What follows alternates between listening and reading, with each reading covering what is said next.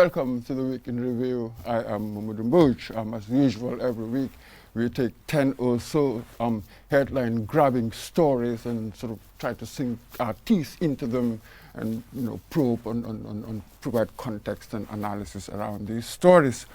So this week we have 10 stories, and some of them quite fascinating. I mean, during the week we reported that, as if the COVID-19 pandemic were not enough, suddenly there's a bird flu and avian influenza in Senegal. And then we are surrounded by Senegal. It is said that when America sneezes, the rest of the world catches cold. I suppose we have a similar relationship to Senegal. When they sneeze, will catch cold. So what have our authorities been doing regarding this latest outbreak?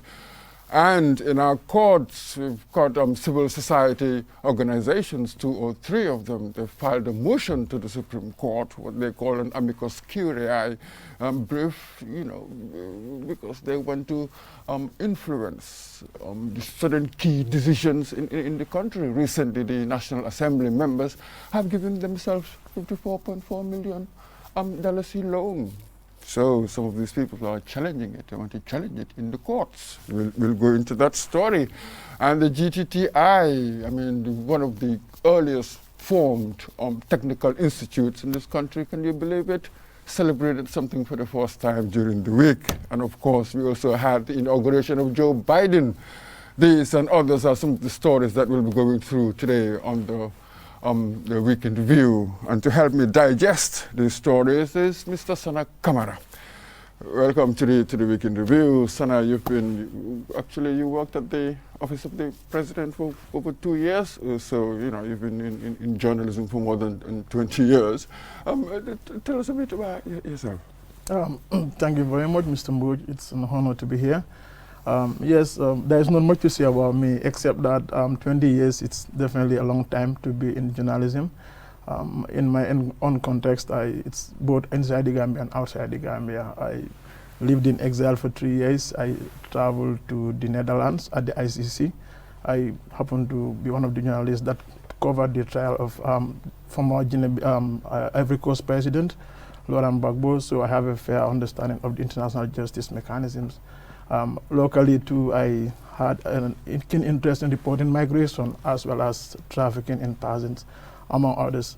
So I think at the level of the press union, I used to work as a journalism trainer at the GPU School of Journalism. And in the last National Journalism Awards, I was basically I was the chair of the fundraising committee. So I think this is all I can tell you about myself. Thank you very much, Sana. Impressive. So we are in safe hands. Cheers. So let's hit off with our first story. Recently, there was an outbreak of bird flu, what they call bird flu in Senegal. So the authorities here decided to temporarily ban the importation of poultry products from Senegal and stuff. So, but what are the challenges? Of course, you have to impose these bans, but there are certain challenges associated with these bans. So let's just take a look at this clip. The owner of Njai's Poultry Farm, Abdou Njai, who is also the PRO of the Poultry Farmers Association, appeals for government support to enable them to supply the whole country without importation. Due to the lack of encouragement that we have put all kind of necessary equipments or whatever it takes for the government to support us, to be able to show them that we are able and capable. Once we are not being encouraged, we cannot prove ourselves. Ndai, a consumer, is concerned that the ban could lead to an increase in price of chickens and chicken products. This is what Kayode Oleya has to say in response. If the prices are increased from outside, what do? The prices of maize is going up, prices of concentrate and all that. So how do we do it? This ban will be effective. The owner of Njai's Poultry Farm, Abdou Mr. Kamara, obviously we had to do something like that. Given the outbreak in Senegal, we understand that in the CSOS region, they had to call hundreds of thousands, didn't they? So what did you make of that? These are some of the consequences. First of all, I will say that this might be a blessing in disguise for the Gambia. For the longest time, the civil society and a lot of actors have been advocating for government to step up and make sure that there is a sustainable market supply of our consumable goods. If anything, and this is going to be a challenge to the government as well as the producers to see how do we assess and then put our capacity, national capacity, at the level where we don't have to rely on continuously importing from outside. I think the necessary incentives should be available to these local producers to make sure that they are more organized, they are more coordinated, and then, of course, it will come with responsibility, because once you said we are banning the importation, if we don't have sufficient in the local market, then there is a tragedy. So we need to make sure there is a good balance between what can be available vis-a-vis what government can also do to step in and make sure that the capacity goes up. Absolutely, but again, in that story, we heard one of the people, the business people in poultry saying that we've possibly got enough to sustain us through this ban. What do you make of that? Some of them were quite optimistic. At least that person was optimistic that we'll be able to cater to the demand until the ban is lifted. Unless I see some scientific evidence, I will just assume it is based on perception when they said there is enough. What are the proofs? We said that before when we were dealing with other commodities like cement. We said we can be able to satisfy the local demand. But then once we stop importing, we know that there's a scarcity in the market. And scarcity always leads to the rise in the price of the goods. So what are some of the proofs? If the proof is there, then it is good for us. We need to be able to rely on our local products. In many countries, they've stopped importation. Sometimes you don't have to stop it completely, but then the incentives are there that it will be more affordable than the imported chicken in the market. So that's it. I was just about to come to that, because one of the people interviewed there was suggesting that perhaps government should completely ban the importation of chicken and chicken products so that the home market can mature, can grow. What do you make of that? I think it has to be systematic. You don't just jump and just ban. Like I said, there has to be some proper assessment to know that what our demand. Can the local market be able to fill that demand? Otherwise, we will be having a problem. I think we need to properly assess the situation and look at what is fair enough. If we're going to ban it altogether, we need to also be able to have the capacity to supply. Because right now, I think like even this week, I was buying chicken from the supermarket. The local chicken actually cost higher than the imported chicken. For a poor family like me, I would rather buy the price of 3, to have quantity in my store or in my freezer than maybe if I can be able to afford a few of the local ones. So we have to look at those variables. Absolutely, and this has been the problem for a long time, isn't it? The imported ones could be cheaper than the homemade ones. And so that is it. As we've heard from one of the witnesses there, that now the prices, ordinary people, they'll be, the prices of chicken might go up because of perhaps scarcity. That's the worry now for ordinary folk. Well, that's why I'm trying to say this market speculation sometimes happen. If we're going to say that we want to stop the importation, the local producers, is there going to be a benchmark at which we know that they're not going to sell above that? Because a lot of families now rely on chicken. It's affordable in the market compared to fish and meat. So a lot of families rely on this imported chicken to put food on their tables on a daily basis. So if we cut down on the importation, and then we realize that there is speculation, that there is hoarding, the prices go up. Now you're making it difficult for a majority of these families to be able to afford to have chicken on their table. It's a major ingredient in most of the families and most of the households. Yes, sir. Yeah, so we need to actually take those into consideration, nationally speaking. But like I said, I think it's an opportunity for the government and also for the actors in the poultry business to see what can we do together as a nation, as a collective. So that you call it blessing in disguise, so they can revisit whatever policies they are around poultry and then revise it to suit our times. Of course, definitely. Thank you very much, Mr. Kamara. Now, to our next story. I mean, we've heard of trafficking of all sorts, children, women, and the like. Perhaps none of us really thought that it was this prevalent in sports. Let's just take a look at this clip. But what we know is that most of them are in Europe right now, going through the back way and pursuing their careers. We're talking about football because the predominant sport in this country, which most, young and youth want to see themselves excel and probably is one single sport we can identify with the potential to produce anyone who might be trafficked to Europe to become a professional or to join in any of these mighty clubs in pursuance of their dreams through unscrupulous agents because of the headways that Gambia is making in the international football scene at the moment. That's it. Mr. Kamara, I'm not sure whether many of us really thought of how prevalent this was in football, among footballers. But we learned from the officials there that most of them do actually go through the back way, or others you'll have agents coming over and then you'll be duped, you'll be made to believe. Is it a reality when you go over there? Is it drastically different? Yeah, the trafficking thing, I think in the recent, I would say I haven't been hearing a lot of this news in our local papers. But I remember in the way back around 2003, 2004, there were a lot of stories that broke surrounding this issue of trafficking in sports. And it's not just football, but even athletics. Yes, but now it is going in a way that it's getting more organized. Like they come and offer themselves as agents, recruiting people to go work or to go play for big time football academies or football clubs some places in Europe. So if you saw a talent and then they put on the table some opportunities for you, our Gambian mentality, every Gambian wants to go to Europe. They want to make it in the West. So somewhat job at the opportunity without necessarily doing due diligence to find out what are the implications if I have to make or sign such a deal. So I think the sensitization needs to go up more so that people all understand that when an agent approaches you as a potential professional, before you sign any deal, probably talk to lawyers, talk to family, so that you're not making the wrong decision. Because if you find yourself in certain situations where you might end up being a victim of trafficking, and we know the stories we hear about trafficking. When people get trafficked, you become more like a modern-day slave or something. That is the worst that anyone can anticipate in your career.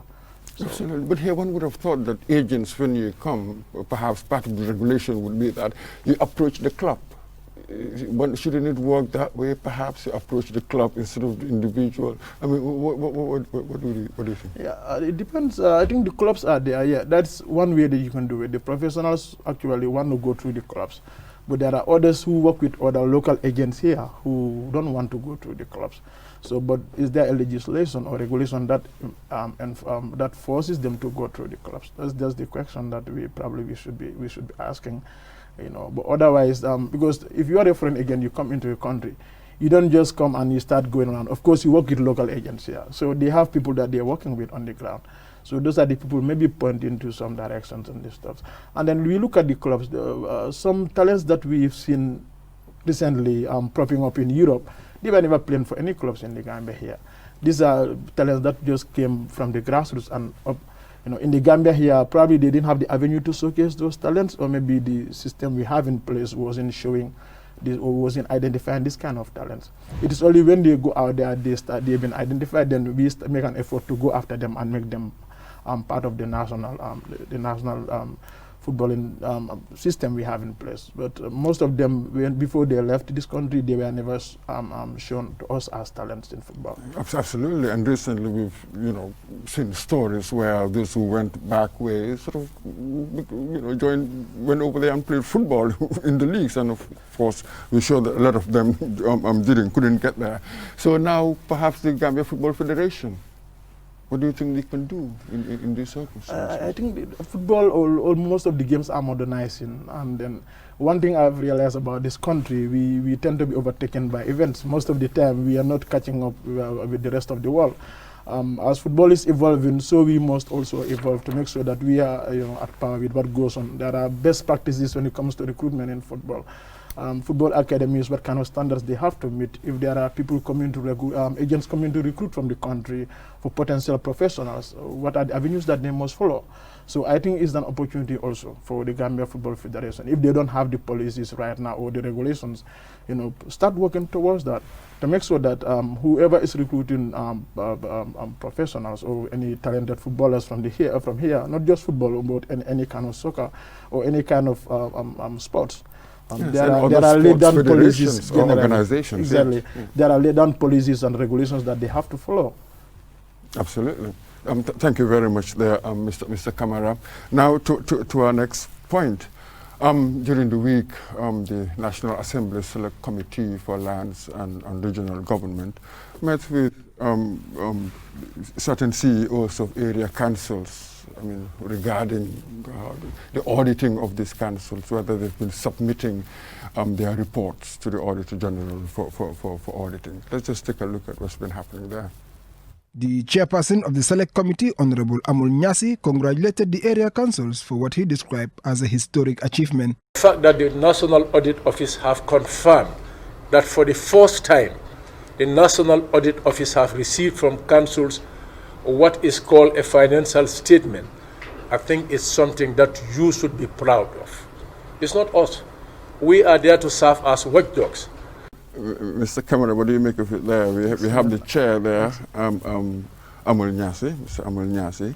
I'm congratulating them for the first time that have submitted. Definitely, it is excellent news for our governance infrastructure. We should also take into consideration that these local government councils have been evolving, and then now that they're able to get to that point, definitely it is something worthy of our congratulations. Yes, but isn't it, one wonders why they have not been submitting?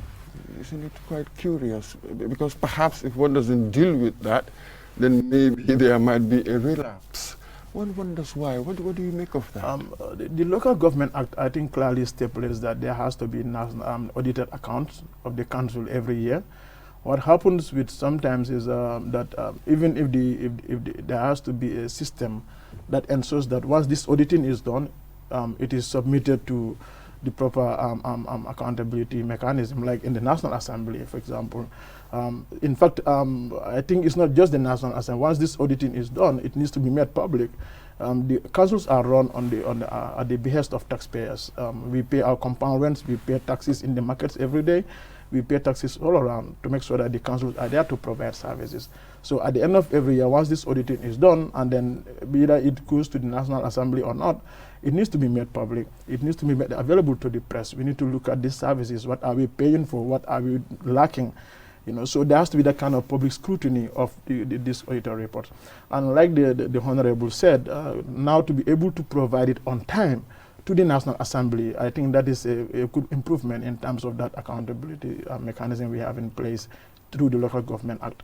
Oh, absolutely, and this sort of, because part of our reforms, our general reforms, part of this new Gambia thing is the institutional reform. So at least institutionally, we've seen that these people are now submitting to the Auditor General. Now it's a matter of working on time. So this is all part of the broader institutional reform, I guess. Yes.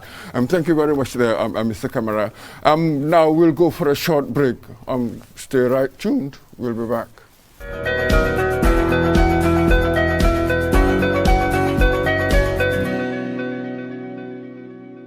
One nation, 8 tribes. We are the smiling coast of Africa. Gap-toothed, wide smile, rich melanin skin, radiant with the colors of a rich tapestry of cultures, telling one story of unity and beauty. Wrapped in the soft folds of a mother's sir, a Khalifa's grambuba, we embody the past of our ancestors and the promise of our descendants. Follow the records of our history, this story that tells of a people watered by the river in the gleaming sun of a coastal nation. Listen to the folk tales, those old tales we grew up on. Lebon, Lupain, Amon Nafi, Danaam. Hear the music of an entire nation in the language of its heart and mother tongue. Our tongues are heavy with the song of our people. Rich and thick it rolls off like Domoda, soft like Yasa, Bena Chinla, Nyokomom. Feel the beat of our pounding feet as we dance to the sounds of a throbbing drum, ageless in its rhythm. The griot's kora that speaks the wisdom of the ages. The sweet sound of a mother's lullaby bringing even sweeter sleep. We clap a melody with young and old hands, a symphony full of the pleasures of life, the joys of work and home. We are Gambian. Bi suñu cosaan la, suñu dëkk, suñu bos.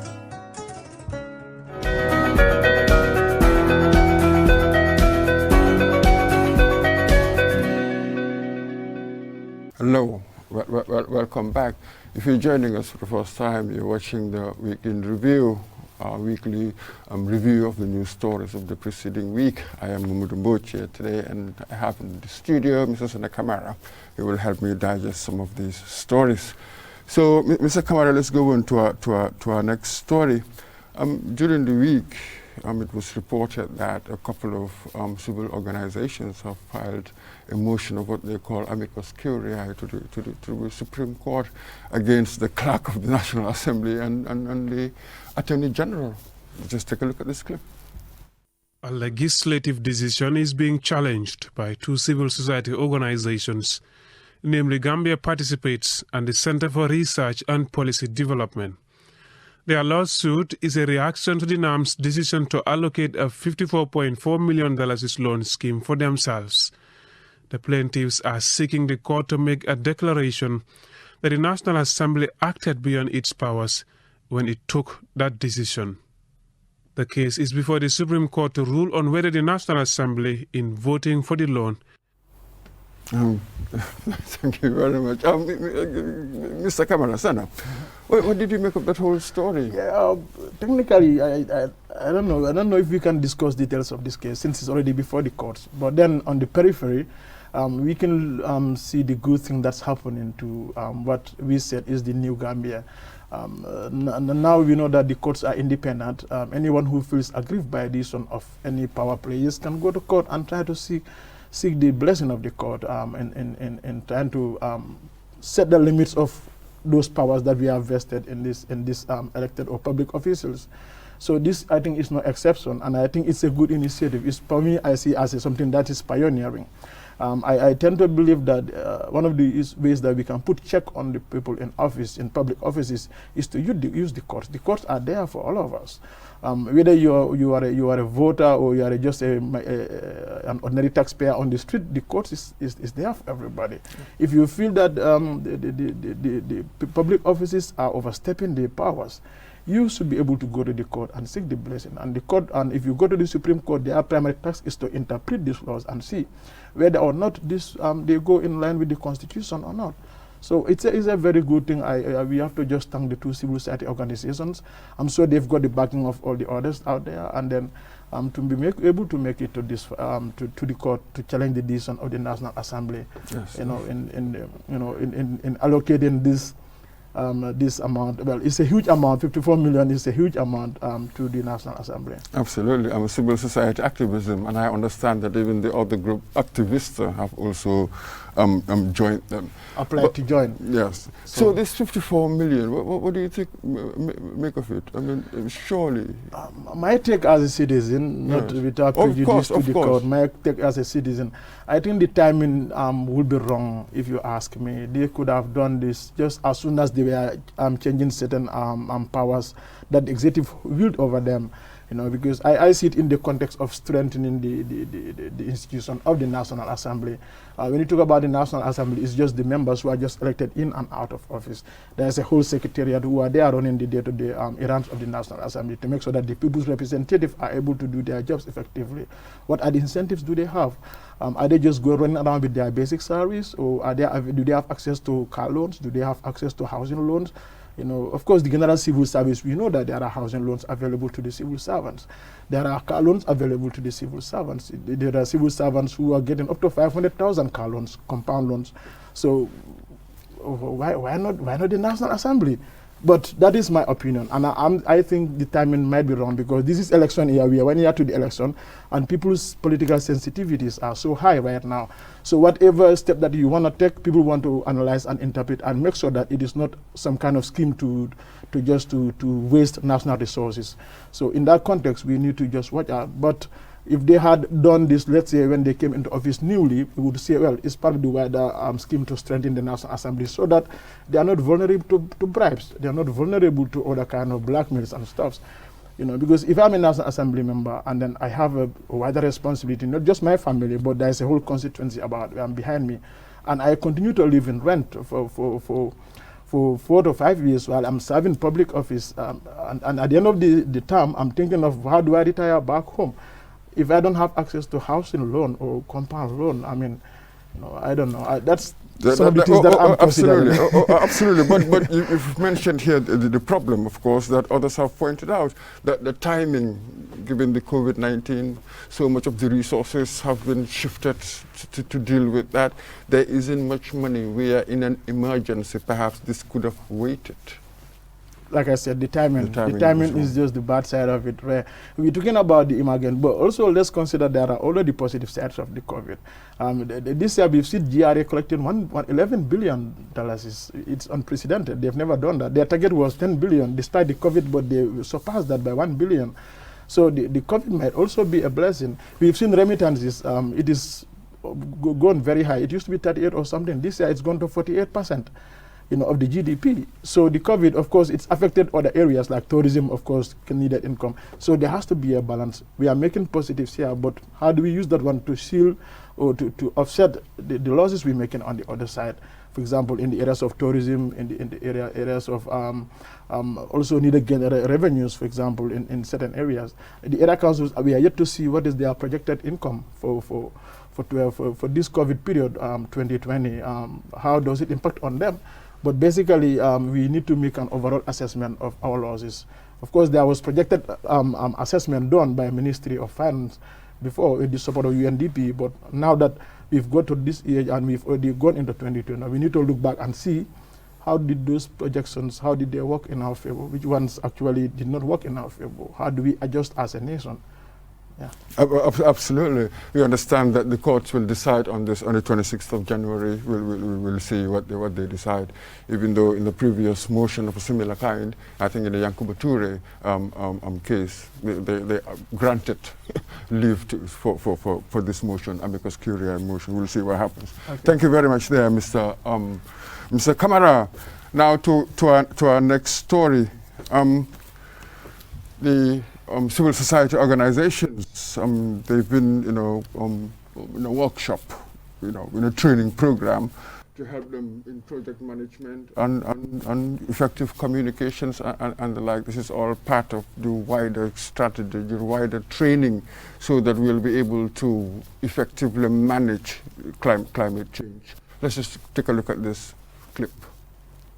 Parties to the Paris Agreement had been expected to enhance their climate change mitigation commitments for the period to 2030 by submitting updated nationally determined contributions. It's important for civil societies to build on their capacity in order to effectively catalyze positive social change. So I think one of the key issues we can be able to do this is if we acquire the necessary skills, knowledge that is required to implement some of these actions on the ground, and a better understanding of the global climate sphere. Better understanding of the global climate sphere. What do you think of the effectiveness of such programs, of such training, really, in dealing with the challenges that we face, the climate change? Yes, I think since it is touching on the civil society organizations, probably it is something that they needed. But nationally speaking, I think this country spends a lot of time on workshops. I think, and it is not productive, it is just a waste of resources, because at the end of the day, we don't see much dividend on those expenses on these workshops. You will go to certain offices and you will find that the whole office is empty for an entire week, and if you ask, they are on a workshop somewhere in Carabao. I think this is the country where I see majority of the activities that we do as a government, as civil society, is just hinged on workshops. We do spend a lot on workshops, and at the end of the day, we don't see much dividend. But since it is something that is targeted towards the civil society organizations, if it is meant to build their capacity and make sure that they are able to effectively communicate and effectively build communication strategies and stuff, I mean, that would be a good thing. We need to see them strengthened and to take their positions, not only dealing with the issue of climate change, but other related matters. So this one is organized in the context of climate change. And then the COP, that is actually, they're looking forward to in the coming months, conference of parties. So I don't know where it's going to be held this year, but it's been a very contentious meeting that all the countries are having to agree on certain climate realities that the world is facing right now. Yes, absolutely so, because different people live in different regions and they have different priorities, obviously. So here also the second point would be, yes, of course, when you capacitate them, as they say, when you capacitate the CSOs, the civil society organizations, you also want them to influence policy, surely. Isn't that really a crucial plank of this? That is definitely, government obviously, that is, yeah. In fact, the primary role of the civil society organizations is to serve as a, like, beside the public influence, public policy influencing that they do, but also to provide shadow reports. There's what is called shadow reports, and there's a reporting mechanism that states are obliged to do under certain international treaties when they sign, so that to see how much of that treaties are you, of your commitments are you meeting. Sometimes the state will go and report and they lie about the realities, and the civil society shadow reports that they provide gives the the parties a clearer picture and a balance of a view of what happens locally.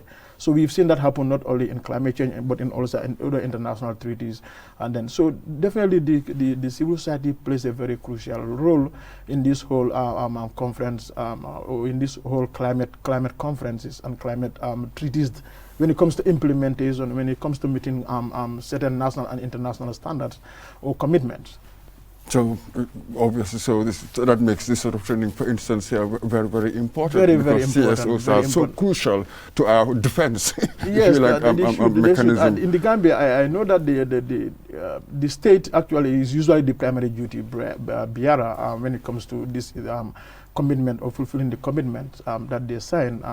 So we are looking at a situation where the civil society actually, besides supporting the commitments, national commitments that are done, because there are a lot of funding that are also channeled through the civil society, not just the state, but also once the state makes certain commitments and there is a certain vote created for the country, the civil society is not only there to also spend the money, but they also to look at how this money is spent, how much of the national targets have been met, and what are some of the promises that the government is reneging on.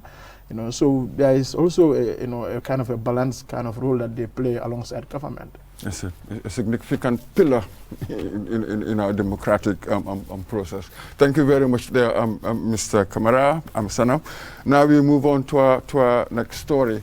During the week, the GTTI, very old, it's been around since 1980, but celebrated it, did its first graduation ceremony.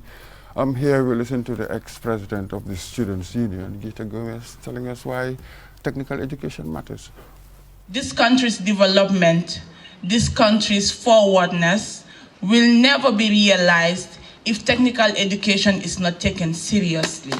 And so I join the thousands of want-to-be engineers, the thousands of want-to-be contractors, the thousands of want-to-be plumbers, to say that we also matter. It doesn't necessarily mean that those who are in the formal sector are the only people, are the only individuals who really matter in life.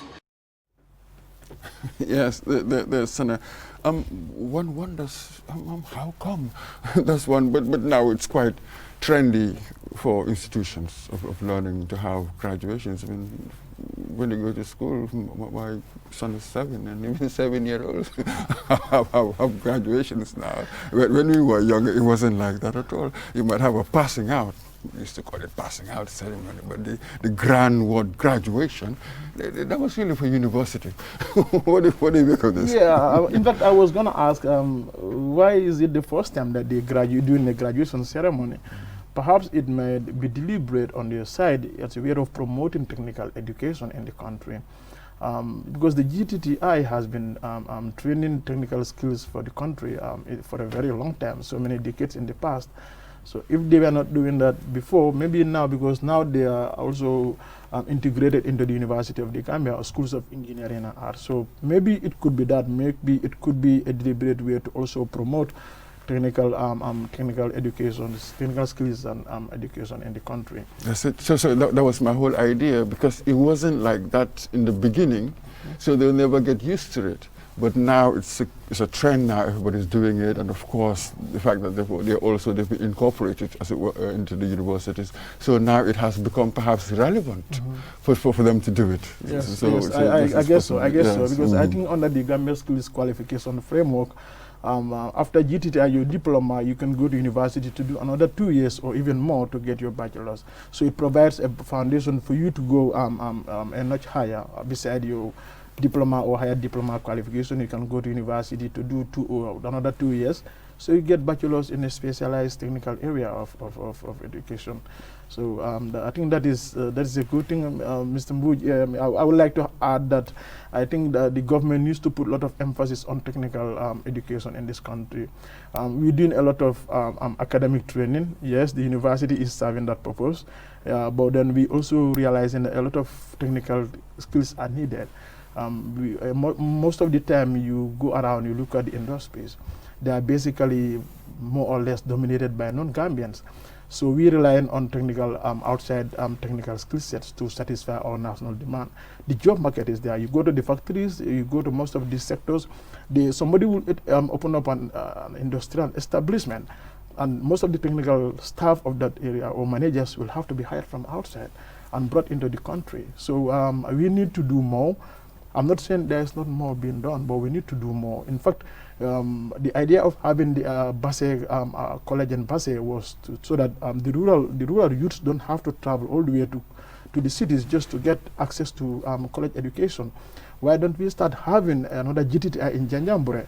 For example, a school like Armitage High School, it's no longer serving the purpose that it was built for in the 1920s. You know, it used to be the only high school throughout the rural Gambia, but now we have dozens of high schools all over the country. Transform that Armitage High School into a technical training institution, for example, so that it is an extension of the GTTI, and you will have rural youths who actually want to pursue technical education or training, go to Armitage, rather than bringing all of them out to Combo and then, of course, adding on the population density in KMC. You know, there are a lot of issues surrounding technical education. So I think we need to do more, deliberately promote technical education, in as much as we are doing for academic areas. Sound advice there. Thank you very much. Now to our next story. Democracy prevailed. That was just one of the sound bites in Joe Biden's inaugural address. He was inaugurated as a president, sworn in on the 20th, the traditional date of these things, and his speech, he was just replete. He was buzzing with sound bites, heartwarming sound bites of all sorts. Let's just take a look at this one. No American president has arguably had a more difficult inheritance than Joe Biden. The aftermath of the mob rampage on Capitol Hill, the scourge of the pandemic, an economy reeling from shutdown, the toxic social divisions, and a raft of policies that sought to undermine international norms will all fall into his lap to solve. Just as Donald Trump had done when he came into office, President Biden is expected to issue a flurry of executive orders immediately to begin the reversal of Trump's policies. But pushing major legislation through Congress could prove to be a challenge. Yes, finally, the Trump, the Donald, is gone, but we knew that sooner or later this would happen. So, but there we really focus on the challenges ahead now. So what do you make of that? He has a lot of. It's like he's got a lot on his plate already. The good thing is he had time to prepare. From the time that he was declared a winner, of course, and whether Trump was going to accept or not, it gave him at least about a month or so for him to put in place a government and then have some policies that he will start. As soon as he was sworn in, he started rolling out those policies. For example, the national response to COVID, the stimulus package, that trillions of dollars of the stimulus package that were injected into the economy, and then how so there was a deliberate policy of national masking exercise. These were things that Trump wasn't taking seriously when he was president. Of course, there are a lot of other areas that he was going to have challenges in the issue of foreign policy. We've seen a lot of reviews we've got from international leaders about his inauguration. It seems it is going to be a beginning of a very productive 4 to 5 years for United States when it comes to foreign policy. A lot of their partners who had lost hope in engaging with America are turning back and then with a smile and said, You know, like our Gambians will say, Alhamdulillah, he's gone, one is in now. So Trump was definitely another character altogether. And then Americans were more, because I follow on Twitter, a lot of them complain. Of course, they are also pro-Trump guys, but then I think majority of America and its international partners would rather have an America under Biden than continue a second term under Trump. Of course, the votes have confirmed that. Absolutely. And then, of course, the symbolism of having Kamala, I mean, it's real, obviously, she's the vice president, but it's got some symbolic import, as it were, the first woman, first black person, yeah, black and Indian as well, all of this. Yeah. So this is, in a sense, is a kind of reach out, as it were, given the social divisions. So it will have that effect as well, a kind of reach out, kind of a rainbow nation. I know. The diversity of America, I think it has greatly contributed to America's leadership in the world, in the International Committee of Nations. The America that promises tolerance, the America that promises equality, the American that promises equal opportunities for everyone, regardless of race. That's the America that we all took pride in, or we all dream about and said, oh, that's the America. But then those dreams were shattered. We've seen deliberate policies from Trump era trying to, entrench certain kind of divisions, and that is going to isolate and marginalize certain minorities.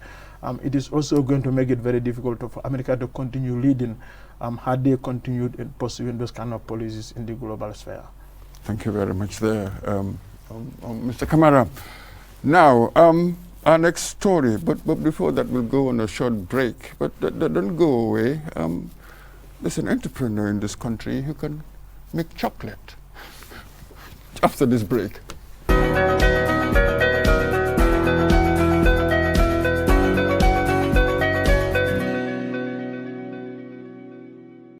Your favorite QCell service has gotten bigger. eFunkanta. Now you can loan bigger credit amounts to make life easier for you. Loan $75C and $100C and pay later. Yes, you heard me right.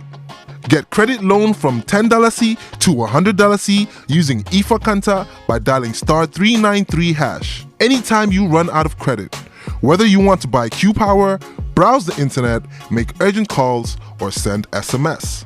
eFunkanta is the service for you. Dial *393# and choose the loan amount of your choice with no hassle. For more information, call our customer care on 111. QCell, Sunyabus, the pioneers of mobile loan service in the Gambia. We innovate, others follow. Terms and conditions apply.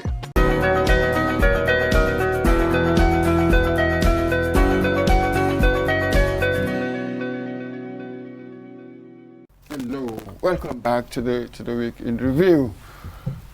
Now we go on to our next story. During the week, the Ministry of Health, together with the WHO, organized a two-day orientation with journalists on COVID-19 prevention and control and all the rest of it.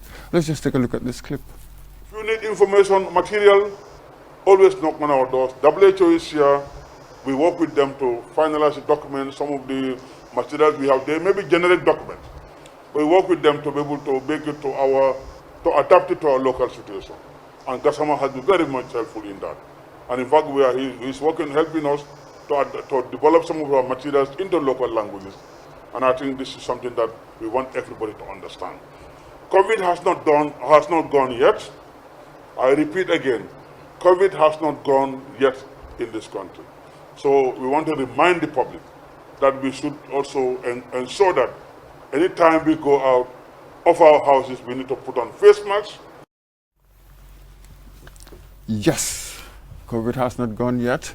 So this is there we are assured that information will be available whenever there will be access to it and all the rest of it. But we've seen that there's been a lot of information. There's been kind of a surfeit of information.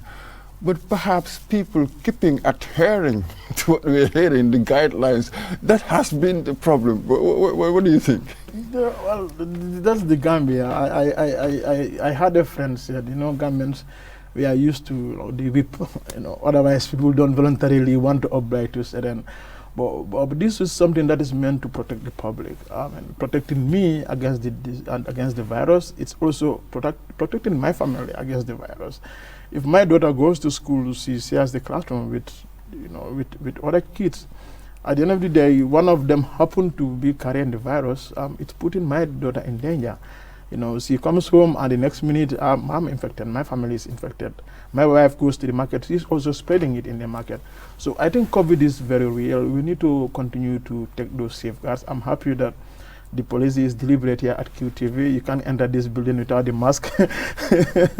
So I mean, most of the institutions need to adopt this. I think we're letting go of our guards in terms of adhering to these WHO policies, and the Ministry of Health also. At some point, I would say they've also kind of slowed down in terms of their campaign. Maybe it was because the first round has gone, but the first wave had gone. We are not thinking that the second wave will get here.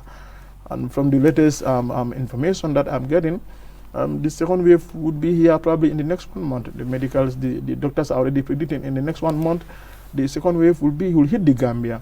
And we don't seem to be prepared, and because of the nature of the new virus, I mean, it has mutated, of course, which means it is more deadly now compared to the first one. It means we will see more deaths thanks to COVID.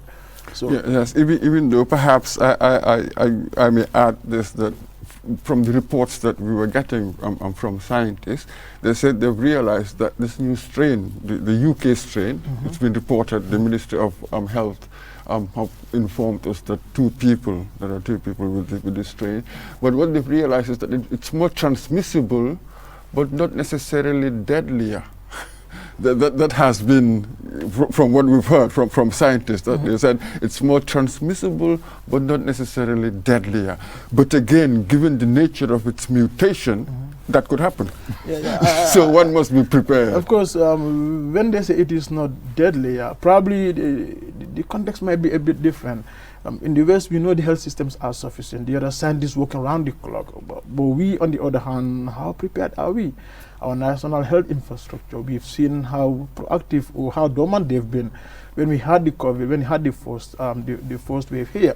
People we are going to, for normal common illnesses, you go to the hospital and nobody is attending to you, because even the health workers, we are all, one way or the other affected. Psychologically, you think that if you touch anybody, you are also attracting the virus. People we are dying not because the illness was killing them, but because there was no proper attention that they've been given. So that's why it's important for us to be better prepared. They have a national health infrastructure that is so ready and to bounce back. They have research facilities, and they have a national, they have a very good health system. Let me just call it that way. But I'm just wondering if I can say the same for ours.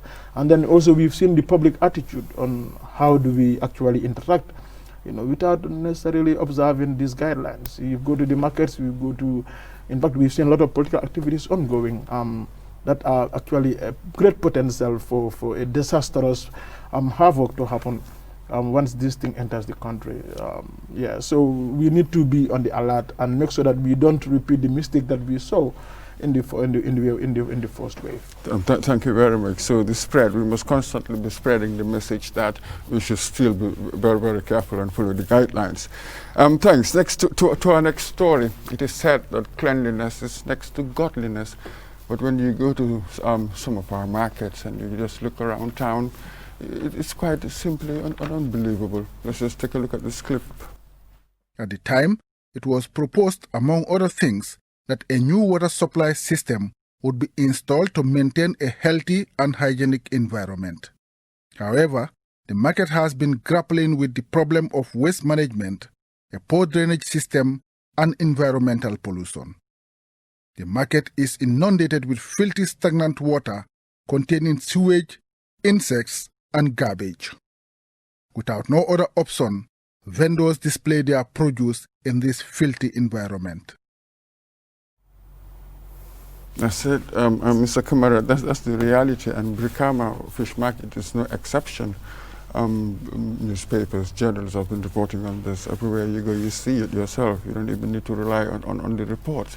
Surely we have to sort of declare war, if you like, on this sort of thing? It's heartbreaking to see those images.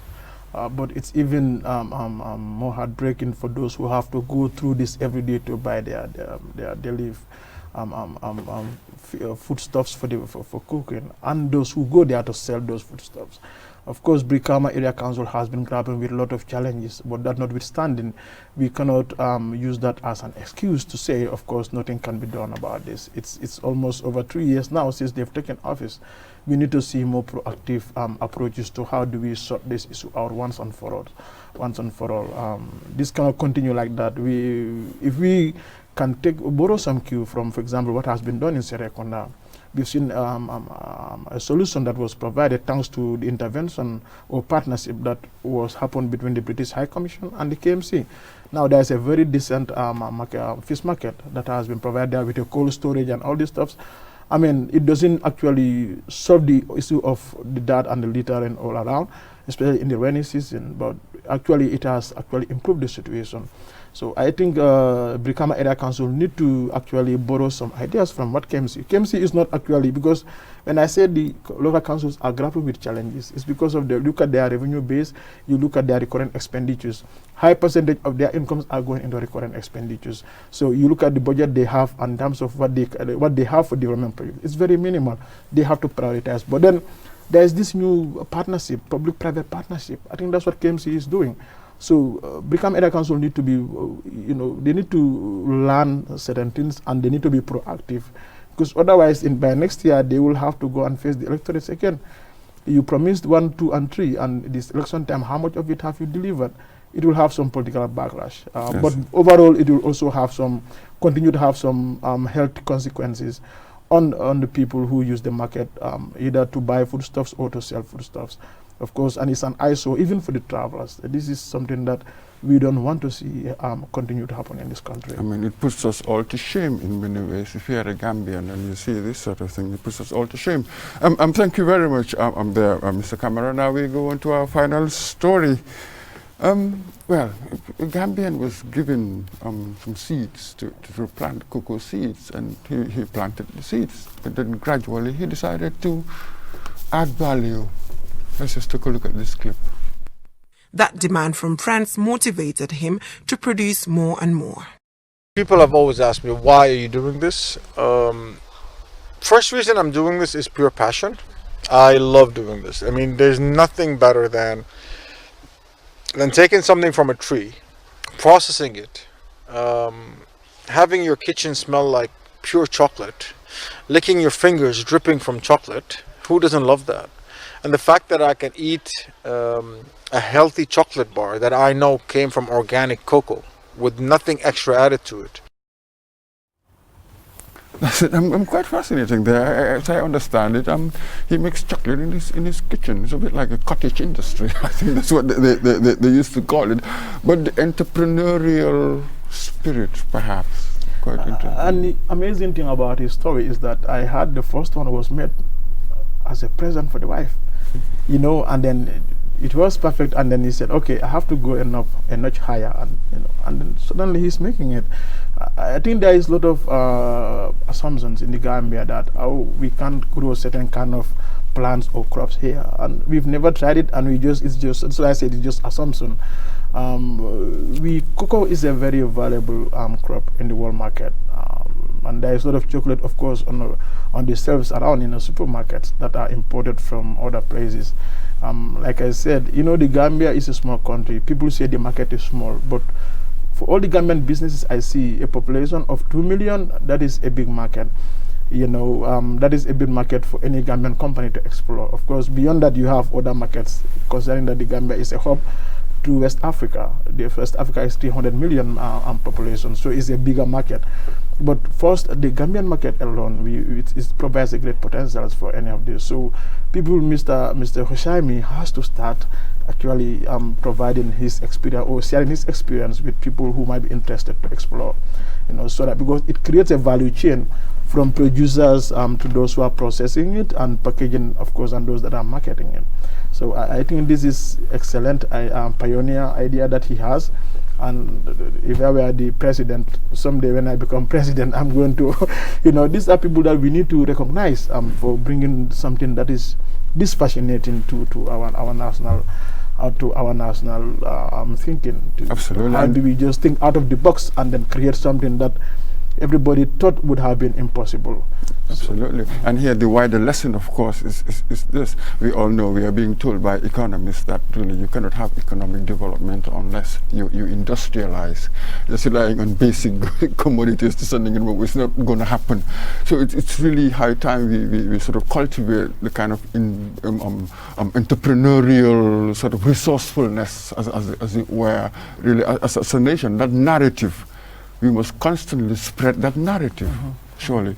I think it all boils down to the thinking. If you in Senegal, I lived there for 3 years when I was in exile, the consciousness or the thinking of industrialization or skills, it's imbued in everyone since you go into the primary level of education. So that by the time you're in high school, you've already identified with one line of thinking or the other. So we need to do a lot to make sure that that consciousness is generated from the tender age. Of course, a few exceptions come when you are already older, but it's good that you develop the thinking when you are really young. It is nurtured, and then as you go along, then it helps a lot. And then I think Gambia that we are seeing today is far better off than the Gambia we've seen 10 years, or the Gambia that we've seen 20 years before that again, and the Gambia that we found in 1965. So we are evolving as a nation, and definitely as a collective, the consciousness should be aligned along industrialization and then innovative thinking, entrepreneurship. I think definitely you're right, Mr. Mbuj. Absolutely, and implicit in what you're saying there, you need what do you call the so-called conducive environment, depending on government policy and the sort of and how it would incentivize people and that sort of thing. Then this will emerge. Entrepreneurs and successful business people will emerge. Surely. Definitely. They all have to be guided by policies. The policies have to be progressive. A lot of times we see policies that actually they look very good on paper, but when it comes to the implementation, they will leave a lot to be desired. And that has been a very good national experience for this country. And I haven't seen much of that changing. I mean, of course, we've seen few breakthroughs here and there, but then we need to move at a very aggressive rate compared to what currently obtains. Thank you very much, Mr. Sanakamara. We've come to the end of the program for your insights there and your engaging views. And thank you very much, viewers, for joining us on the Week in Review. Until the next time, I'm Mamadou Mbuj. Goodbye.